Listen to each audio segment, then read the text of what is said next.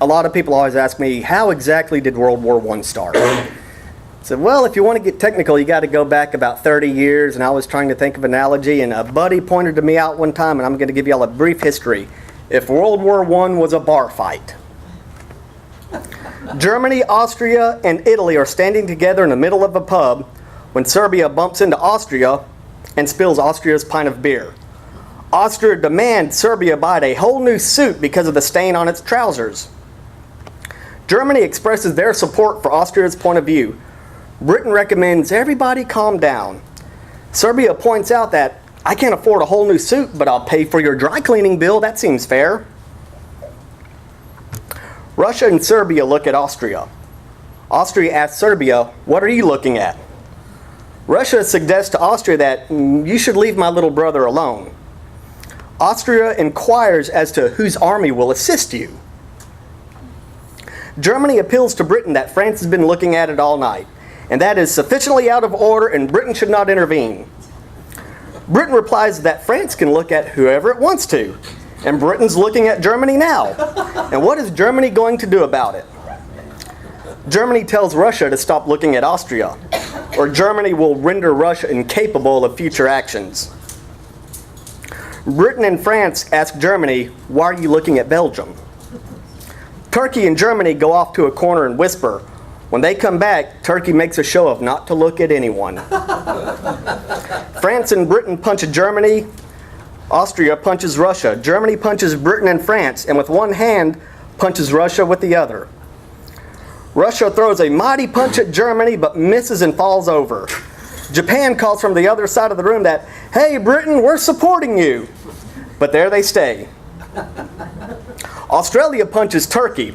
Turkey punches right back. Australia says, no hard feelings. Let's go have a beer. Britain made us do it anyways. France gets thrown through a plate glass window, gets back up and carries on fighting. Russia gets thrown through another plate glass window, gets knocked out, suffers brain damage, and wakes up with a completely different personality. Italy throws a punch at Austria and misses, but Austria falls over anyway. Italy raises both hands and runs around the room chanting, "We won!" America waits till Germany is about to fall over from exhaustion, from sustained punching from Britain and France, and then walks over behind it and smashes it with a bar stool and pretends it won the war all by itself. By now, all the chairs are broken. The big mirror over the bar is shattered. All the windows are smashed. Britain, France, and the others agree that it was Germany that threw the first punch, and the whole thing is their fault. America's not quite too sure. While Germany is still unconscious, America leaves as France and Britain go through Germany's trousers, steal its wallet, and buy drinks for all their friends.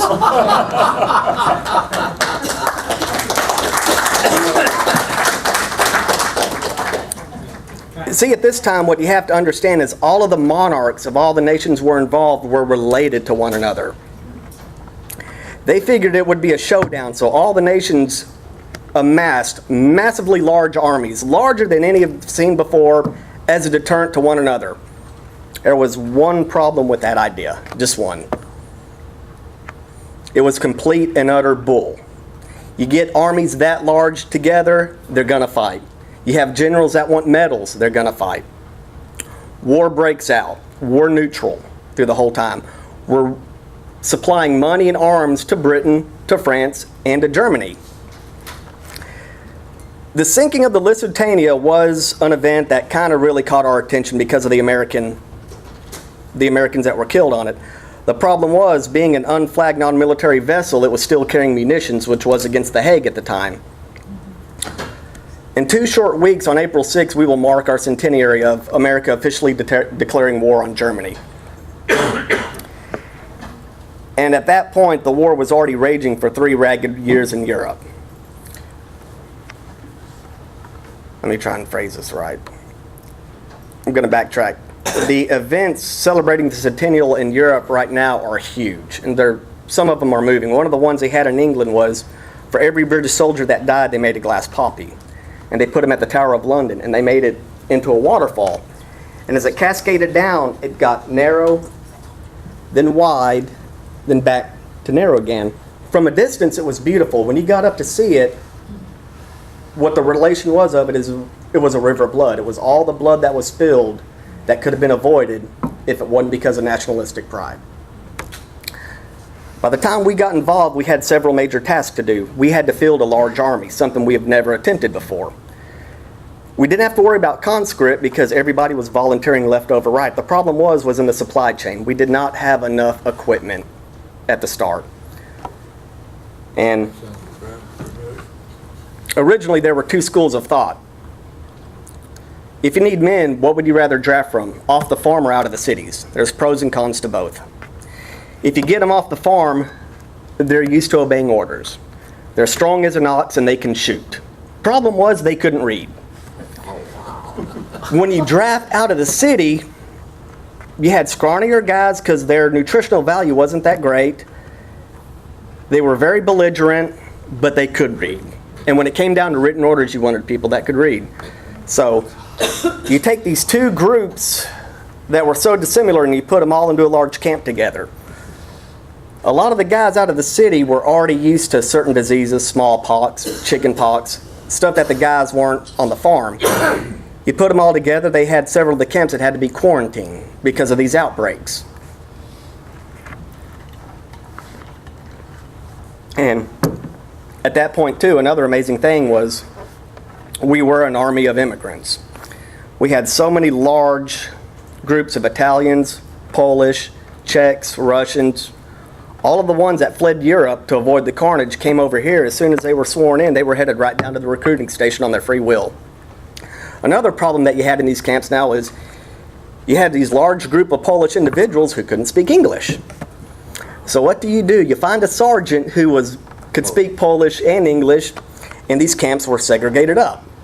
In the early part of the camp life, it was teaching military history, American civics, and we slowly started integrating them into becoming a soldier. But once again, we went back to the supply chain.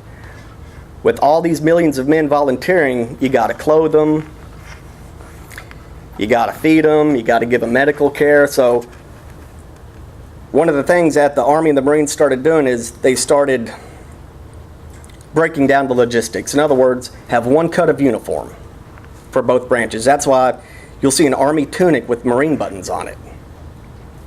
And when the uniforms were being made, there weren't enough mills to produce the uniform, so they started back then the early form of outsourcing.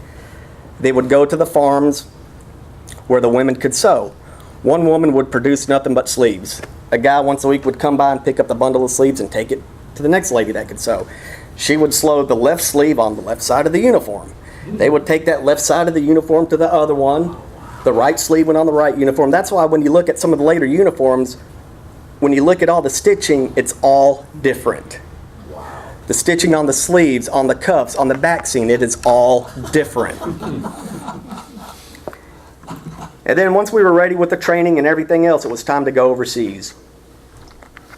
Our first detachment was 1,500 soldiers that was part of the earlier of the Expeditionary Forces advisors. And one of the things Pershing's made clear right off the bat is we're not going to do any form of fighting until we have a minimum of 2 divisions. France voiced their displeasure of it. Britain voiced their displeasure of it. Germany was glad because those are soldiers that aren't fighting yet. And basically, when it came down to it, when General Haig and Pershing were talking about it, Pershing flat out told him, "You're not going to use my troops as cannon fodder. It's not going to happen." Because at the time, when some of the battles, you're talking in a single 12-hour period, you'd have 450, 500,000 lost. And he wanted to avoid that. Pershing did not want any part of trench warfare. He wanted to avoid that. He saw what had happened. Love him or hate him, he knew what he was doing.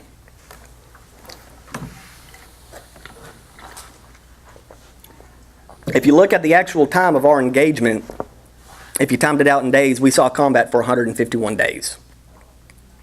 In that 151 days, our losses of killed and wounded alone was a little over 796,000. All in all, the killed, wounded, and what they reclassified as, I got to get the abbreviation,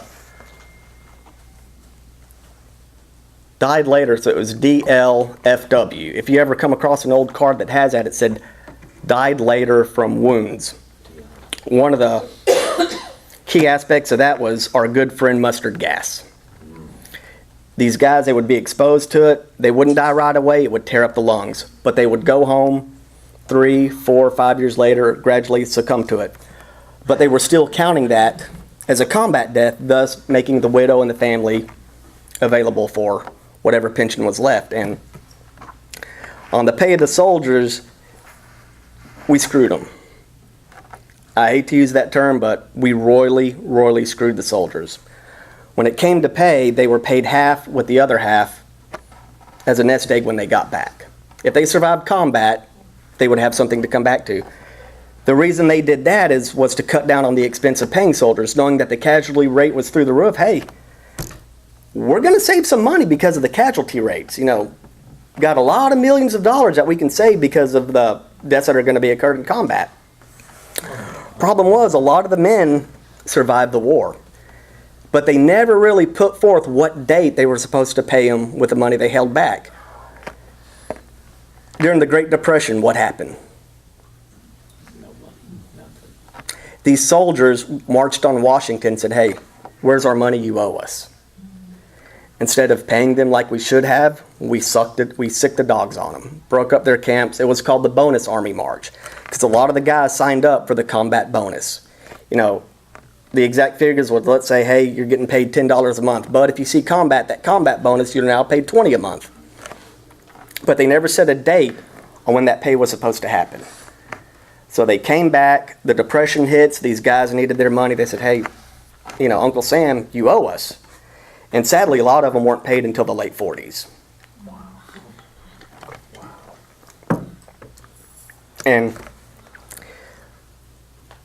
But some aspects of it, this is going to sound weird, but we advanced in areas, especially in the area of medicine.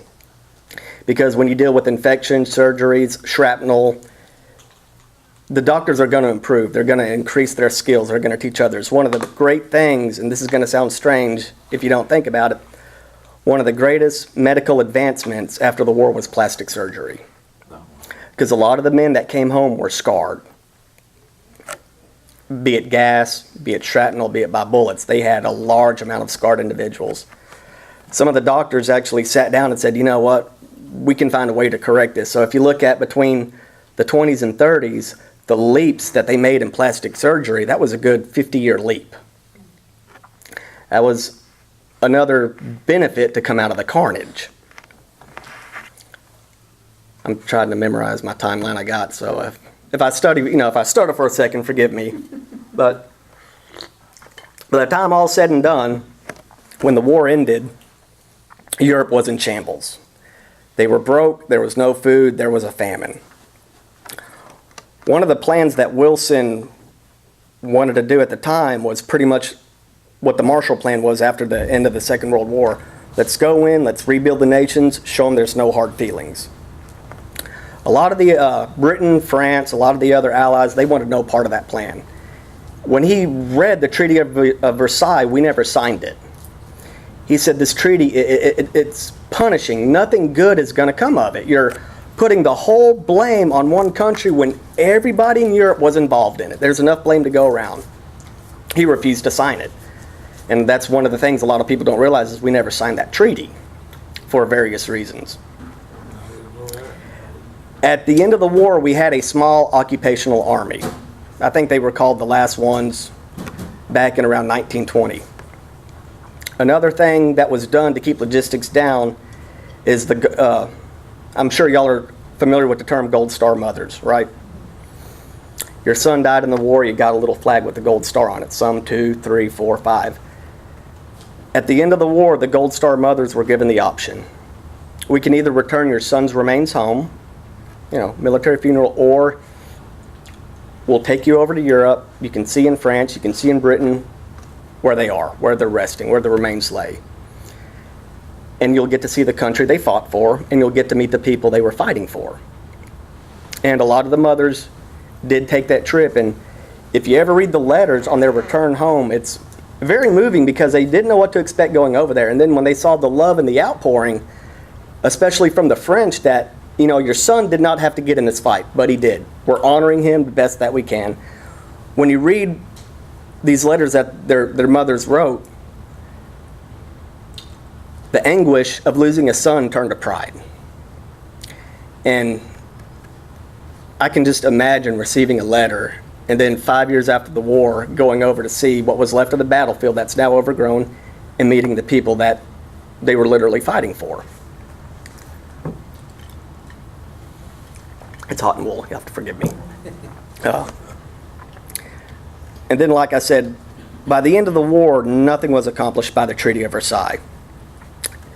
There was an armistice November 11th at 11 a.m., the 11th hour on the 11th day.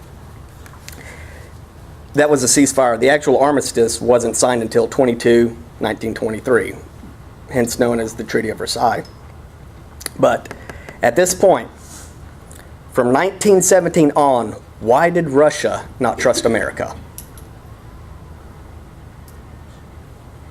We sent the 23rd Division, otherwise known as the Polar Bears. These were troops out of Michigan, Wisconsin, states that knew the cold.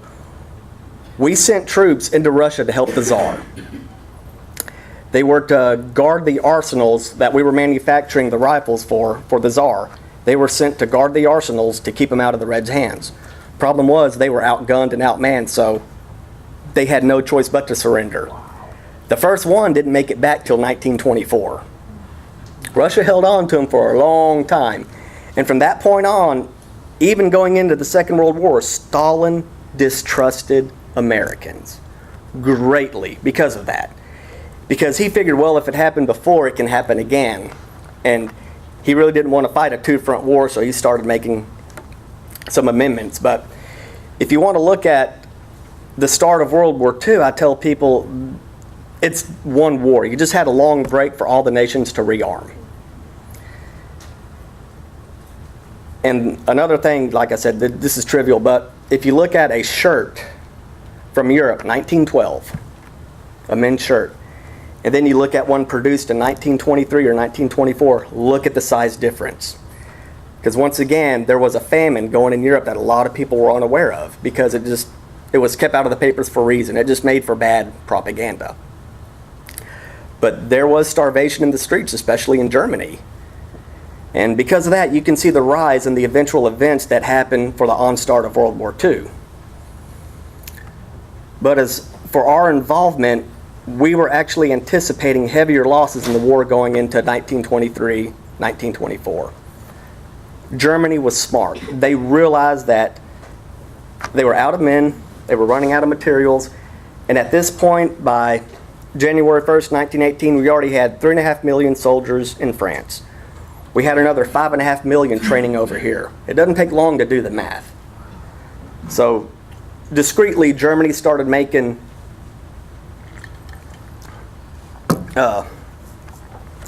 small talks with certain individuals in America saying, hey, look, it's going to happen. We're going to come to a ceasefire. We don't know when or what, but we're going to have to surrender. We don't have a choice. But when you look at the death rate that First World War caused, when you have a total of over 52 million men killed, wounded, or missing in action, or died later from their wounds, the number is staggering. And that's pretty much the sum up of America's involvement. You know, kind of like the short story I read. We came in, broke the bar stool over Germany, and we won the war. It's not that we won it, it's just that we stopped it. We put an end to the carnage that was already going on for 4 years. That's why the term the lost generation became about, because that war wiped out an entire generation of young men. And now's the part where feel free to ask any question. If I know the answer, I'll answer it. If not, I will find something that will be fairly amusing for you. I was asked today where the term doughboy came from, and I said that I'll find tonight. I get that asked a lot. That actually goes back to the punitive expedition. I mean, this is the documented one. When we were fighting Pancho Villa on the Mexican border, I'm sure many of y'all been in the Southwest, so you know the sweat factor is off the charts. These guys would get so sweaty when they would come into camp, they were coated with that dust, and a cook one time made the remark like, it looked like somebody took the soldiers looked like dough and they rolled them in flour and they're getting ready to fry them up. And that, people go back, oh, it was because of the button, it was because of that. It's because there was a smart aleck cook that had to, come up with a creative term like that, but for some reason, it stuck. And we never used it that much, but prior to the war, when the stories of the punitive expedition were making the European papers, they just picked up on it and they ran with it. So you said they had one cut of uniform, so the American uniform looked very much like the British? Our uniform, basically at the start, the Marine and the Army had completely different looking uniforms. To ease on logistics, they had one cut, which is pretty much that tunic. At the beginning, the Marine green was actually called forest green. It was a little bit darker. But Pershing said, no, we're not going to waste any more money on dyes. It's going to be one cut, one color.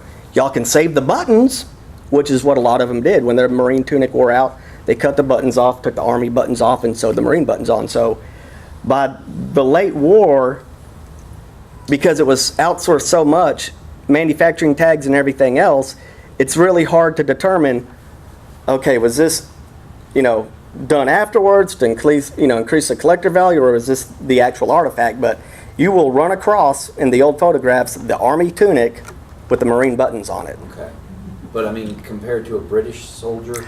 Our uniform was, except for the height of the collar and the way the shoulders were cut, ours was identical to the British. Because in World War II, you can always stand one by the other in the helmets and all. Right. But I didn't realize there was that much of a similarity. Yeah. That's cool. Because at the start of the war, the reason being too is we had to rely on Britain to subsidize a lot of the equipment we lacked. Uniforms, the P-14 rifles, even a lot of the webbing gear.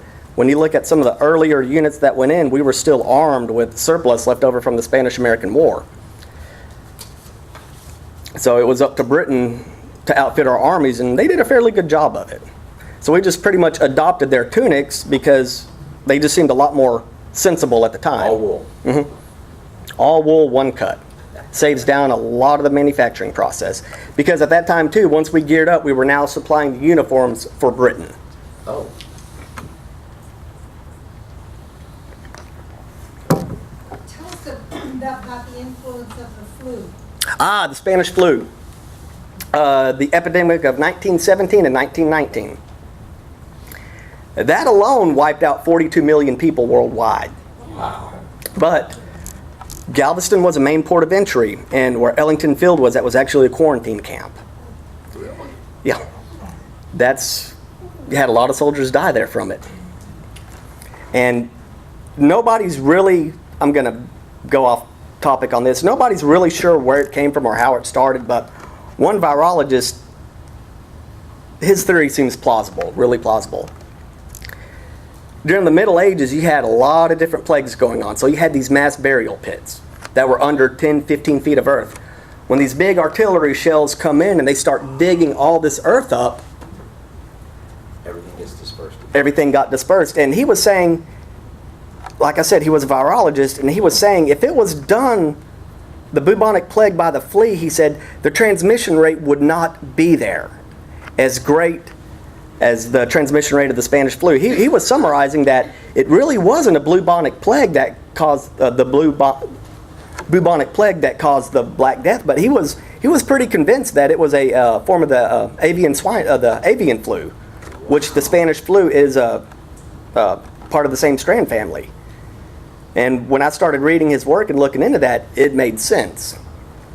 But it's a little over 42, 43 million worldwide in a matter of 2 years, because he actually had two outbreaks. He had one in 1917, which the American press kept it out. They kept quiet on it because a lot of the military leaders at the time wanted it out of the press because it was bad for morale, and they were afraid of the propaganda fear that it would spread that German agents are on American soil releasing biological warfare. They were afraid of the panic it would cause, what would happen in the cities. They just kept quiet. But the outbreak of 1919 after the war, that was one that a lot of people, because that was the one that really made the presses. Is that a Springfield? That is what is often called an Eddystone, but the actual rifle designation is U.S. caliber 30, model M17 for 1917. That rifle is actually based on the British Enfield called the P-14 that was developed in 1914.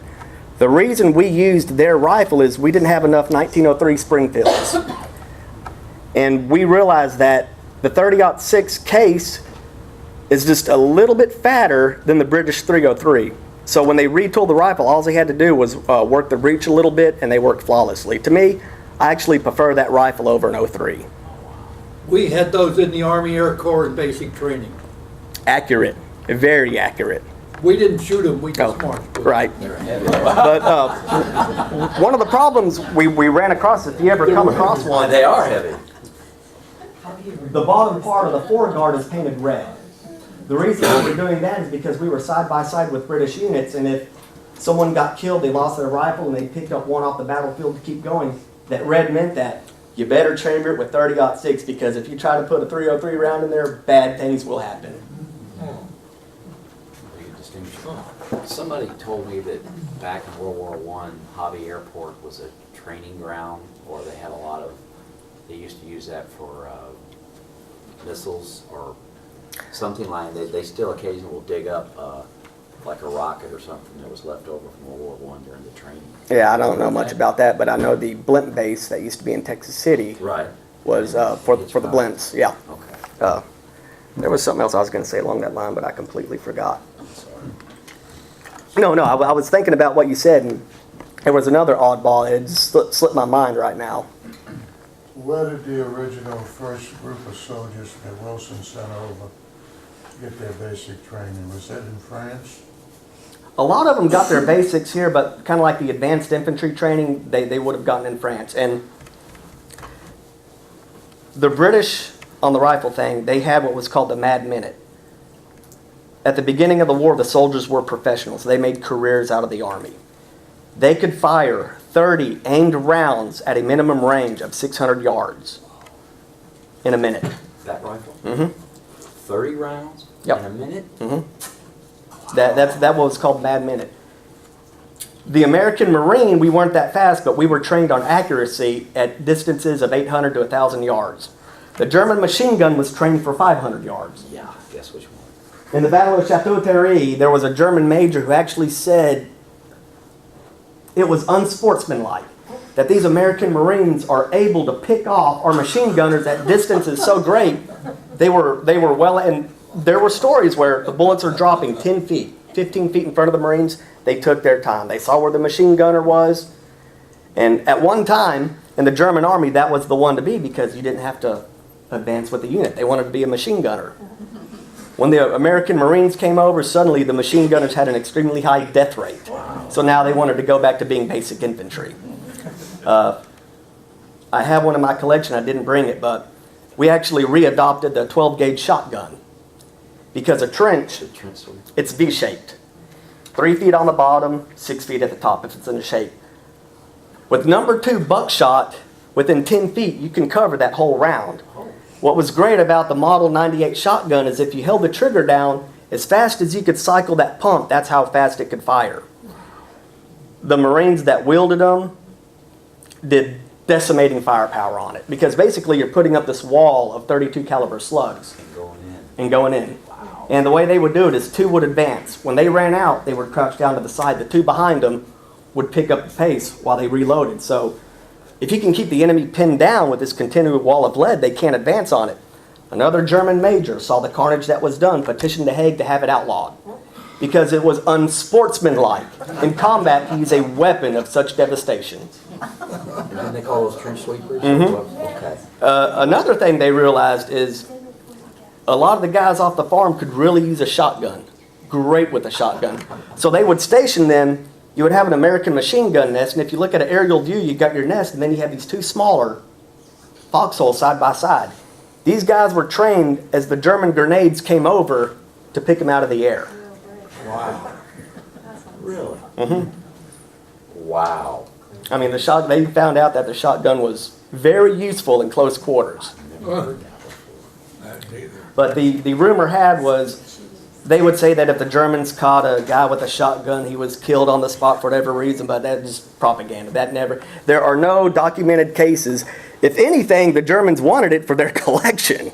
You know, a nice little take-home war. And there's actual stories of one of these officers that surrendered.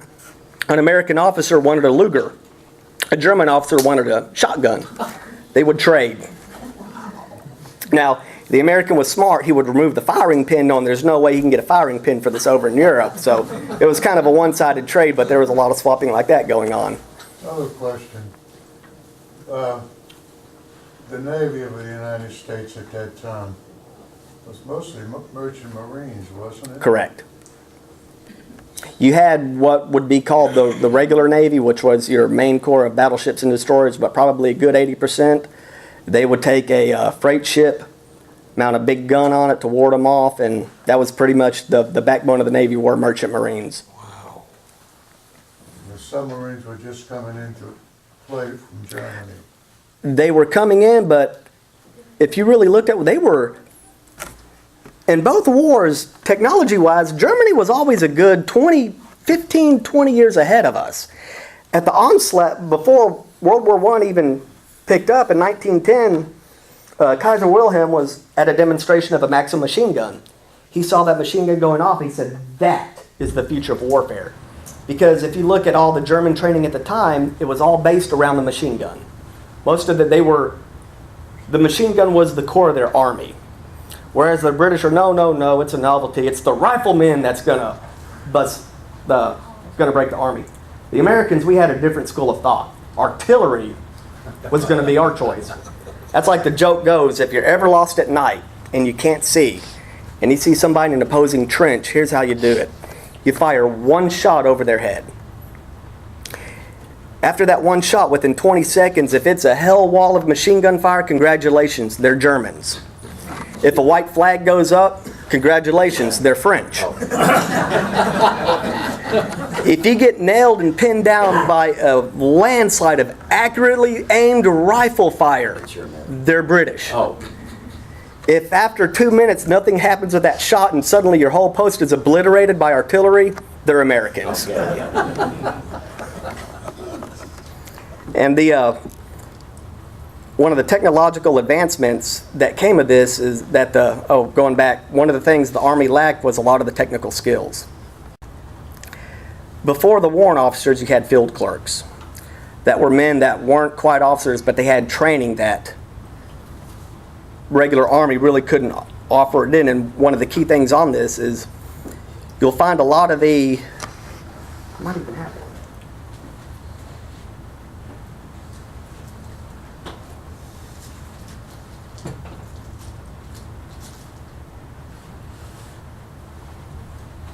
Okay.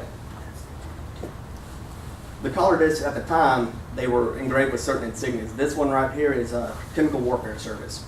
If you ever see one that's a lightning bolt going across with 4 lightning bolts over it, those were electricians.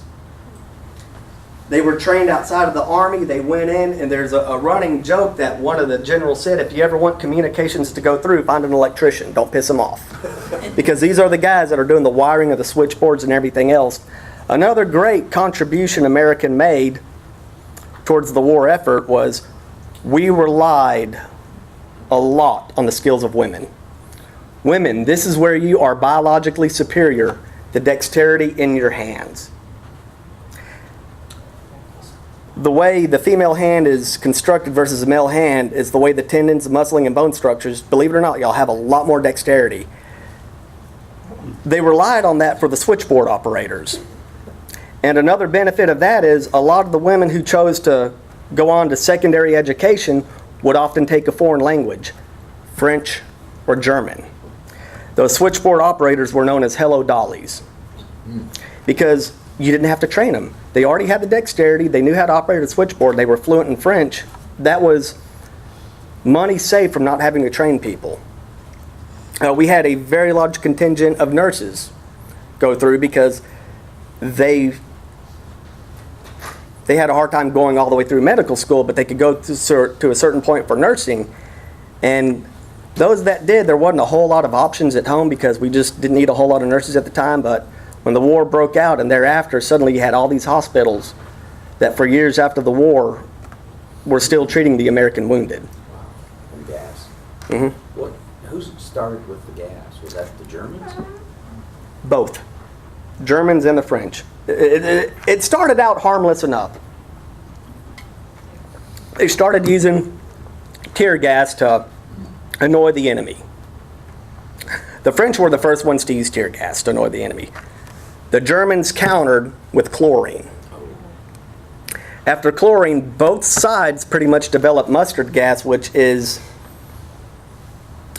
the term gas is loose. Really, it's a very fine, when it exploded proper, it developed into a fine mist. The mist, when it would land on your skin, it would be activated by the salt of your sweat, and it would turn to sulfuric acid. That was mustard. Mustard gas. When you inhaled it and it got in your lung lining, it turned into acid. They found out that during winter, these shells did not work because it wouldn't disperse. The soldiers would get the droplets all over their uniform. As long as they stayed up where it was freezing, it wasn't a problem. The problem developed is when they went down in the bunker and all those droplets thawed out. That's why you had a large, there were several cases that the guys thought they were way out of harm's way. Gas can't get in this deep. Guy comes in, he's covered in it, it thaws out, secondary gas attack. But as far as the chemical goes, it was started by the French, increased by the Germans.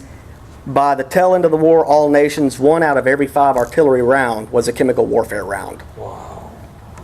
In France today, there are entire sectors that you can't go through because the toxic level in the farmland is so high from this unexploded ordnance and the actual poisoning of the mustard gas. It looks, 100 years later. Oh yeah. There's actually one of the highest paid jobs in France right now are the munitions guys. That a guy's going along plowing, he hears something clink, he puts a stick by it. He gets home, he calls a phone number.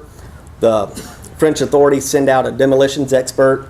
They cordon out the whole area and they dig it up. And the only way they can really get rid of these shells is they have to detonate them. So several times a year they make just these huge piles, clear everybody out and detonate them because what makes it bad is mustard gas does not break down.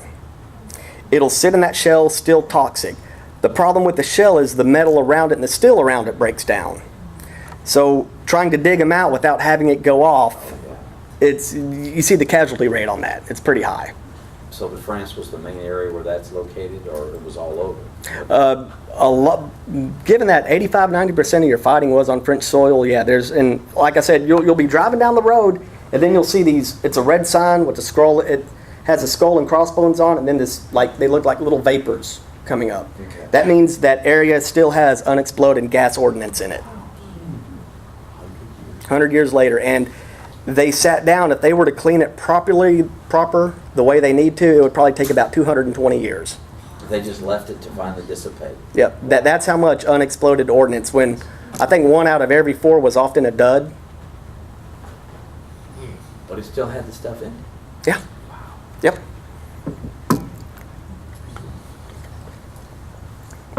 And another quick thing is, the reason American soldiers got a bad rap is we knew how to scam people. When we were in France, a lot of the guys actually came over from the punitive expedition. They still had Mexican pesos in their pocket, or at the time they would have these coupons from a cigar store that looked like money. They would go to a French cafe and talk to Pierre and say, "Hey Pierre, look, this is American military money. You take it to any base, they'll exchange it for French currency. So because of the exchange rate, this $5 special currency, sell me 4 bottles of wine for it." Here you go. The poor store owner would go to the base and they'd look at it and they're like, "Oh, yeah, you got scammed." Word got around at that point, never trust an American. And when you talk to a lot of the guys that were in World War II over in France, they're like, the one thing that I could never get past is a lot of the French merchants didn't trust us for some reason because they remembered what happened the first time. Goodness. That's funny. Yeah. Any other questions? You little guy in the back there, what you got? Why did it take so long for us to join the war? Good question. Why did it take for us so long to get involved in the war? Economics. Why did we side with the British and the French? Economics. By the time we were getting involved in the war, we had loaned England a little over $55 million for the war effort. We loaned Germany a little over $21 million. Wow. As the businessman on Wall Street, you're going to want a return on your investment. At that point, we had no major qualm with anyone. Like I said, you had large populations of French, British, German immigrants in America. We stayed neutral, but it got to the point where we would have to pick a side. And it wasn't that we were picking a side to win. You know, we were literally picking a side to stop the war. Because at that point, they looked at stopping the war. You're going to have rebuilding efforts, but the Treaty of Versailles shut the building efforts down. But up until that point, we were actually neutral ports, meaning up there around the North Sea, especially in the Nova Scotia area, you would have a German vessel being under repairs that got tore up by the British vessel right next door to it getting repairs. They were neutral ports. But it was the reason we got involved near the tail end there had a lot to do with economics. I know it sounds horrible, but that was the backbone of it, was the currency. We owed them, they owed us more, so we had to get our money from them. Exactly. What's going to provide you the greater return on your investment? Who did you loan the most amount of money to? I wanted to make a comment about flu. We worked in the North Sea drilling wells, and I visited a cemetery in Scotland. 4 children in one family died about a week apart during the flu epidemics. Oh, it was. If you recovered from it, you were in good company, because a lot of the ones that caught it suffered debilitating illnesses later because it like the gas, it just tore the lungs up. That was provided you were one of those lucky 2 groups that survived it, because they said most of the deaths occurred within the 48 hours of showing symptoms and that's why this virologist, when he looked at the bacteria from the bubonic plague, he said, even at the time, from bitten infected rats and everything else, he said you didn't have that dispersal in the Middle Ages to cause those amount of deaths. He said there had to be something else in it. And then when he started doing the research, it was fine up until around 1917 when we really started using massive artillery shells. I mean, 3 shells that could tear up a football field 10 feet deep. The plague pits were disturbed, all this rotten material went up. It's been hundreds of years since the plague. What is a virus? It's neither living nor dead. You can't kill a virus. It goes dormant. It's like wildfire. So And- we blow it up and it gets Yep. everywhere. And when I started reading his papers, it really started, and I started doing some research on the Spanish flu, it started hitting home that he might be onto something. Any other questions or amusing stories or anecdotes I could tell? Why do you have all that cloth wrapped around your leg? The patties. We learned this from the British and the French, because if I have one, I got this. Okay. On the Punitive Expedition, we developed the canvas leggings because of the cactus thorns and everything else, which were almost to the knee, but they were canvas. The problem was the tops of it was almost like a funnel. Anything that fell down, it was going straight into your boots, because at the time they'd actually tuck it into their boots to keep them in place. When we got over there, when we were doing our trench training, a lot of the soldiers were complaining of just the mud and the dirt was just falling in their boots, so we adopted what the British and the French had. And these take a while to wrap up. This is a short one. This is only 12 feet. If I had a bigger leg, they'd be 16 feet. Wow. And what we discussed earlier, the damp conditions. We learned from the British, we learned from the French. A lot of the soldiers would coat it. Once they got it on, they would coat it with beeswax, lard, or axle grease. It made them impervious to water. Okay, you could stay dry now. The problem was they would keep it on for months and not take it off. What happens to sweat when it doesn't evaporate? It becomes a breeding ground for bacteria. We learned a new illness called trench foot. They would take the boot off and half of the foot would fall with it, because it ate the foot away, but it wasn't painful. They didn't realize their foot was rotting on the inside of the boot. So when they go to mess with it, they got the bacteria on their hands. They go to messing around their mouth and their face. Now what happens? A new term, trench mouth. And that was, besides the actual amputations that were due to the actual combat injuries, trench foot by far was at a rate of 4 to 1.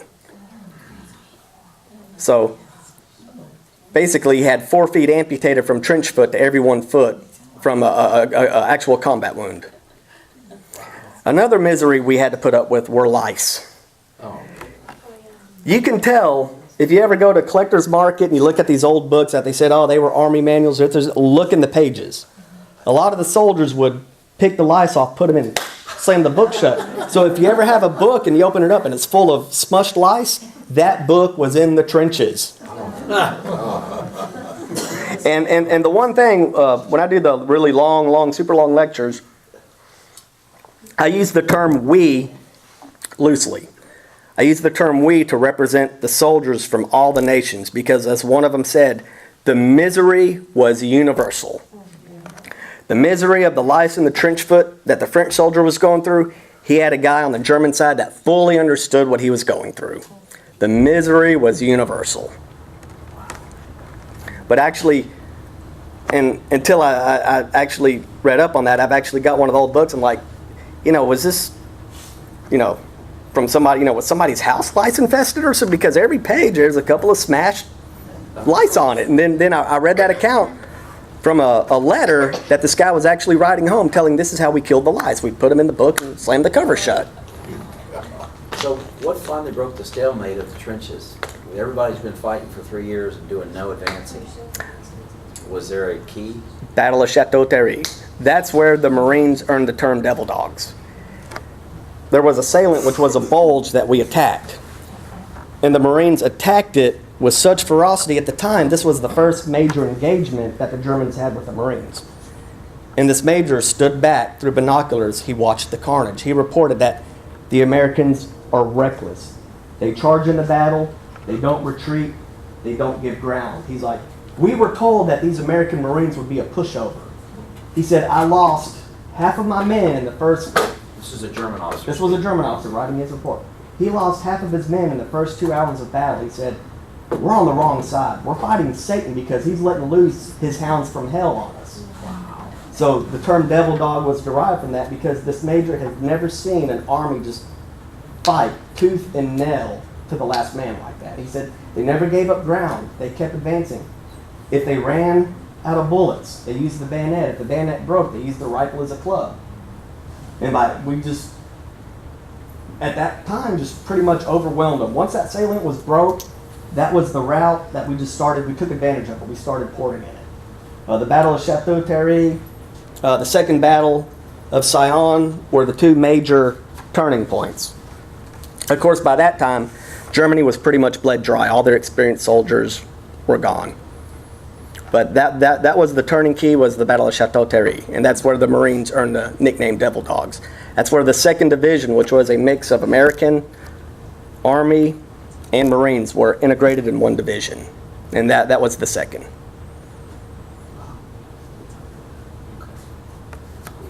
But he stood back and he's like, what did we just get into? You told us they were going to be a pushover. And basically he wrote, if this is the fighting spirit of the Americans, we've lost the war. He said, surrender now while our guys are still alive, because how do you fight against somebody that just keeps advancing? Even when all odds are lost, he's going to continue to fight you.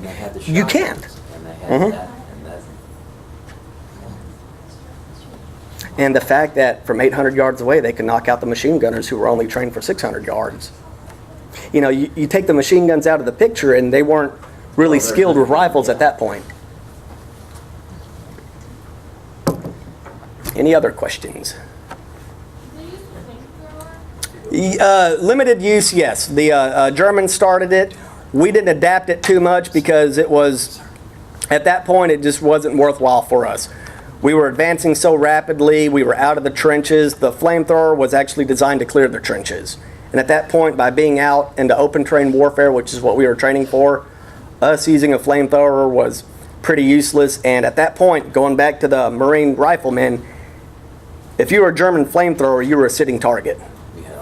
Because you had a back full of lighter fluid, and Marines had bets on who could hit you.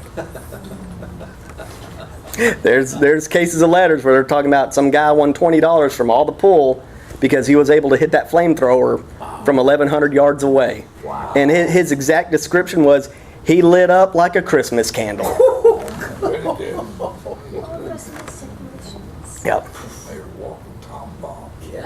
Any other questions? What was the one complaint all the soldiers had? Food? Bingo. Not good food, no food. By the time the war was wrapping down, a lot of the German bread was nothing more than sawdust. Oh, And that's a lot of the surrendering that happened at this point wasn't because of, numerical, superiority. It was because we're hungry. The Americans have good food, and they will give it to you if you surrender. no. So that's why when you start looking at the tail end, September, October, November of 1918, you had large amounts of German that just, we had enough, we're hungry. We're surrendering, give us, the bread. And for some reason, a lot of the things the American soldiers liked were canned tomatoes and canned salmon. Canned salmon. So we had a lot to give, and we gave them those, or we ate them? They were pretty much demanding it, so they just pretty much ceased everything else because they'd kind of mix it together for a slop. And I got this old recipe and I tried it myself, and I didn't find it too appetizing. But at the same time, too, the doctors recommended, because what are tomatoes high in? Vitamin C. Vitamin C. What Scurvy. helps prevent trench foot? Vitamin C. Vitamin C. Tomatoes and salmon. Tomatoes and salmon. And the salmons were extremely high in the omega and the fatty acids that help boost up the immune system. Wow. That does sound kind of nasty, unless you're starving. Yeah, oh yeah. And one of the descriptions, one of these, a French mother wrote, she lost her French soldier son in the war, and she said when she first saw these Americans coming off of the boat, she said they looked like giants. 5'6", 5'7", stockily, well-fed, because for the longest time she was looking at, her soldiers in her nation that were, because of lack of food, they were waning, and she's like, oh, the war's going to be over in a month. The Germans are going to take one look at those soldiers and surrender, which wasn't too long after. And when you look at the numbers at the time the armistice took effect, we had a little over 6.5 million in France at this time, and we were training an equal number back at stateside, because once again, Pershing and the group were anticipating that war going into 1923, 1924. And thank God it didn't go on that late, because something was being developed that was a lot worse than mustard gas called Lewisite. Called Lewisite? Lewisite. Never. It was a nasty blistering agent. A lot of the gases you can neutralize, or certain breathing apparatuses somewhat get protection from. The way Lewisite was, it was really oil-based, because it was designed to seep down into the uniform. Oh. I mean, it would just tear you up. But by the time the war ended, they weren't able to fill that stuff, thank God. It was developed in that. Dow Chemical. Wow. And the part that made it really nasty is it was fairly sweet smelling, like chrysanthemums. So when it dispersed up into the clouds, the guys would be like, hey, that smells good. And real quick, one more thing about the gas. It changed how we were packaging our food. Up until then, a lot of the stuff came in cardboard. Because of gas contamination, we started tinning everything from the crackers. The reason being, you survive a gas attack, you're lucky. You come away unscathed, you're hungry. You bust open your crackers, you eat a few of them, you start hemorrhaging. Because the mist would actually permeate the cardboard and go into the food. Wow. But it wouldn't through 10, so. Oh, right. So just a little footnote in history there. What were the benefits after the war for the GIs?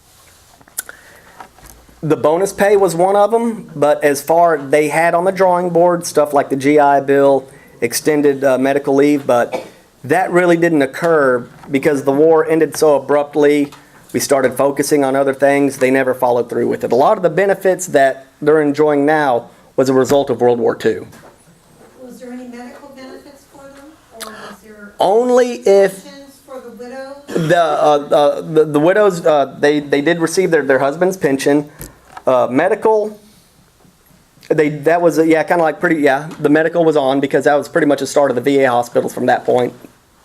But up until then, as far as government-run hospitals for the military, they were pretty much non-existent. So you had what was called homes for the soldiers, or, homes for the soldiers that received debilitating wounds.